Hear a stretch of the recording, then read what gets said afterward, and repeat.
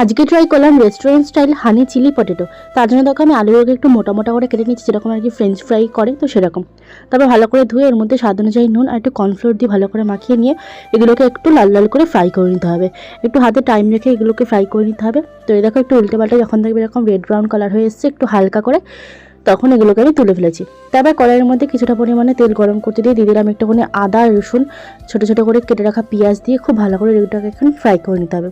এটাও যখন একটু লাল লাল হয়ে আসবে তখন এর মধ্যে দিয়ে দিচ্ছি আমি স্বাদ অনুযায়ী নুন, একটু রেড চিলি পাউডার দিয়ে দিলাম, একটু সেজওয়ান সস, টমেটো কেচাপ আর দিয়েছি একটু সোয়া সস। আর সব কিছু ভালো করে এগুলোকে মিশিয়ে নেওয়ার পর অল্প একটু বাটির মধ্যে আমি একটু কর্নফ্লাওয়ার গলা জল সেটাকে এখন দিয়ে কি যেরকম একটু ঘনত্ব করার জন্য তো সেটা দিয়ে দিলাম, আর দিয়েছি 1 চামচের মতো একটু হানি। বেশ সব কিছু একটু ভালো করে মিশিয়ে নিয়ে ওই ভেজে রাখা আলুটাকে দিয়ে ভালো করে টস করলেই কিন্তু হানি চিলি পটেটো একদম রেডি। তারপর একটু গার্নিশিং করে নিয়েছি, নামানোর আগে দিয়ে দিয়েছিলাম একটু সাদা তিল, আর তারপর একটু গার্নিশিংও করে নিয়েছিলাম সাদা তিল। তোমরা চাইলে কিন্তু এখানে ক্যাপসিকামও দিতে পারো, ছিল না বলে ওটা আমি স্কিপ করে গেছি। কেমন লাগলো আজকে ভিডিও অবশ্যই কিন্তু কমেন্ট করে জানিও। আজকে ভিডিওটা এটুকুই, টাটা।